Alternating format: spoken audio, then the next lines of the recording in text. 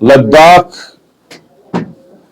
UT के Kargil office में, district के ऑफिस में बैठा हूं और यहां हमने अपने कार्यकर्ताओं के साथ, वर्करों के साथ मीटिंग की और सबसे इलेक्शन के बारे में फीडबैक लिया और सबको अपना अपना ड्यूटी निभाने के लिए हिदायत दे दिया।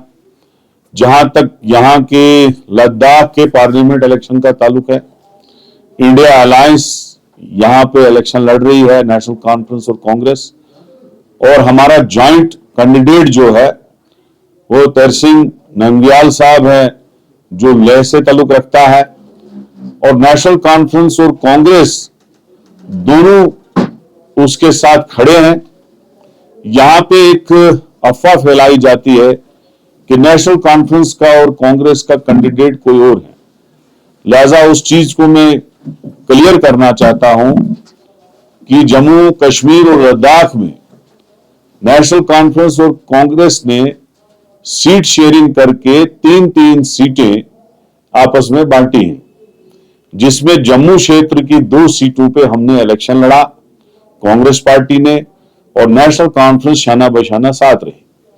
उसके बाद कल आपने देखा 13 तारीख को श्रीनगर का इलेक्शन हुआ, कांग्रेस ने पूरी दम से उनका साथ दिया और हम पूरा नेशनल कॉन्फ्रेंस के साथ रहे। अभी 20 तारीख को बारामूला और लद्दाख का इलेक्शन है पार्लियामेंट का, और दोनों जगह पे नेशनल कॉन्फ्रेंस और कांग्रेस जो है साथ में इलेक्शन लड़ रहे हैं।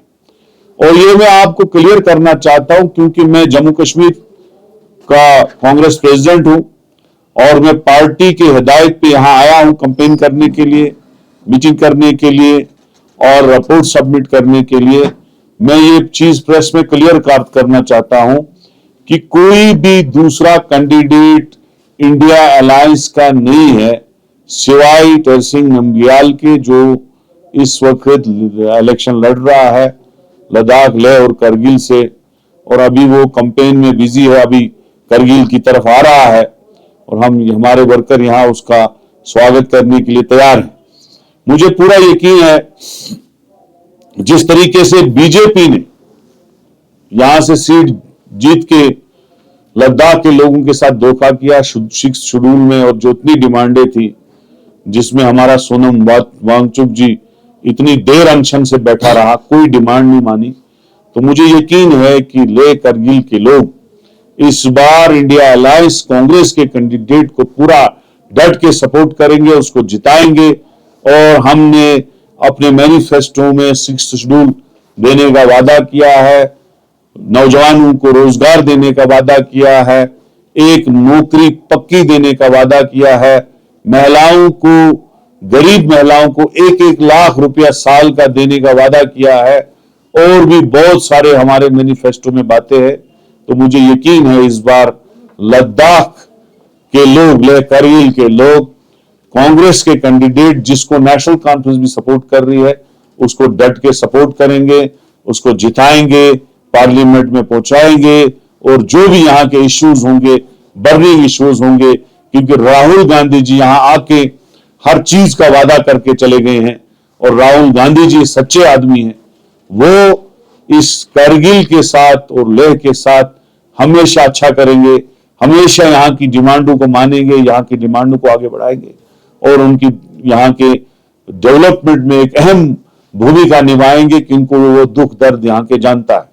लिहाजा मुझे करगिल और लेह के अवाम से गुजारिश है वो किसी और बातों में ना आए, वो इंडिया अलायंस के कैंडिडेट को जिताएं, पूरी ताकत से जिताएं, ताकि वो इलेक्शन जीत के ऐवान में पहुंचे, आपकी रिप्रेजेंटेशन करे और यहाँ के इश्यूज जो है वो सॉल्व करे।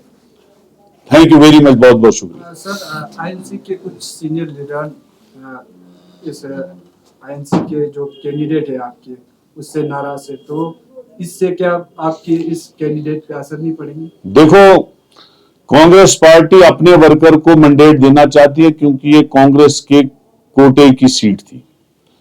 हमने करबलाई साहब को मैंडेट दिया, उसने रिफ्यूज किया। उसके बाद तेरसिंह नमग्याल जी को मैंडेट दिया क्योंकि वो कांग्रेस का बेसिक वर्कर था।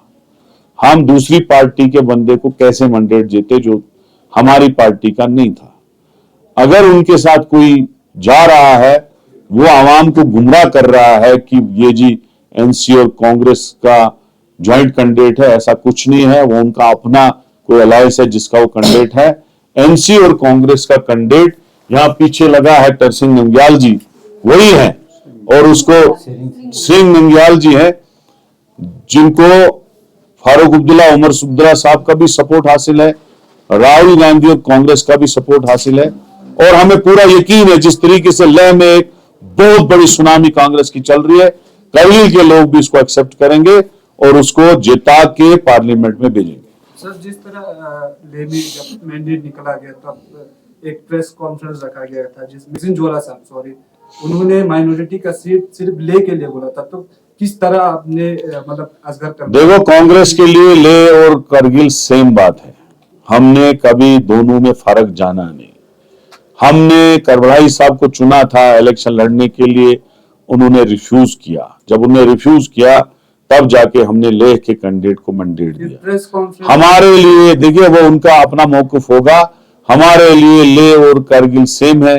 हमारे लिए जो डिमांड लेह और करगिल की ज्वाइंट डिमांडें हैं, कांग्रेस उन सब को नजर रख के उनको सॉल्व करेगी। जो इश्यूज हैं उनको सॉल्व करेगी। हम चाहते हैं कि लेह और करगिल वाले इंडिया अलायंस के कैंडिडेट को वोट दे, उसको कामयाब करें। इस पे करना चाहूंगा सर, 4 पॉइंट एजेंडा तो सब ने रखे हैं, क्या कुछ खास आपको देख के आपके कैंडिडेट को वोट करेंगे? 4 पॉइंट एजेंडा देखो, आपको ये बताना चाहूंगा, देखिए मेरी बात सुनिए। 10 साल एनडीए की सरकार, बीजेपी की सरकार सेंटर में रही और हमें इस बार यकीन है, पूरा श्योर है हम कि इस बार इंडिया अलायंस की सरकार बन रही है।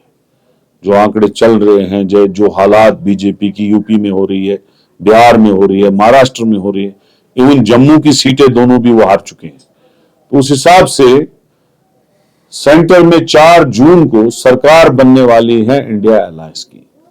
जो वादे राहुल गांधी जी यहां से करके चले गए, उन्होंने प्रेस में बोला कि लेह और करगिल के लोगों को 6 शेड्यूल देना चाहिए और उसने खुद ये माना है कि हम आएंगे तो हम देंगे।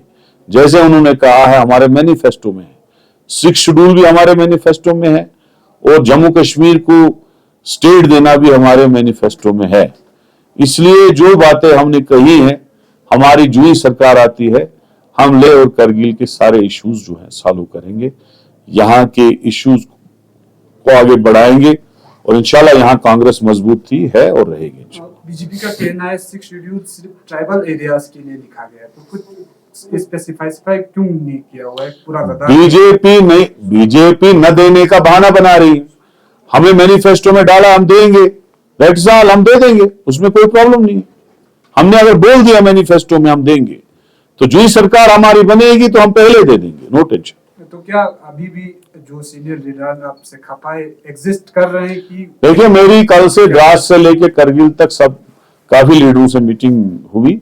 मैक्सिमम लीडर हमसे मिले, कुछ कहीं दूर है वो नहीं मिल सके। हमारी कोशिश है कि हम सबको मना के वापस लाएं और कांग्रेस को यहां से कामयाब कराएं। जो सीनियर लीडर हैं जैसे असगर अली करबलाई साहब, नासिर साहब अभी एग्जिस्ट कर रहे हैं? देखो, जो भी कर रहे हैं, हम अपनी रिपोर्ट सबमिट करेंगे, फिर पार्टी क्या डिसीजन लेती है उनके लिए वो पार्टी हाईकमांड तक है। तो क्या कुछ कहेंगे? हम अपना रिपोर्ट सबमिट करेंगे कि क्या पोजीशन है इस वक्त, क्या चल रहा है, कौन कौन साथ दे रहा है, कौन कौन बाहर है। क्योंकि इंडिया अलायंस का कैंडिडेट हमारा कांग्रेस का कैंडिडेट है, वो फाइनल है, उसका फोटो पीछे लगा है, आप उसको लिखते हैं और उसका चुनाव निशान हाथ है, कुछ और नहीं है। वही चुनाव निशान हाथ एनसी का भी चुनाव निशान है, वही चुनाव निशान हाथ कांग्रेस का भी चुनाव निशान है। बाकी रहा लीडरशिप के साथ वो क्या करेंगे, जो इस वक्त एंटी पार्टी एक्टिविटीज में मुलविस है, वो हम अपना रिपोर्ट जो है पार्टी हाईकमांड को देंगे। पार्टी हाईकमांड क्या डिसीजन लेगी वो उन तक है, वो आपको आगे पता चलेगा।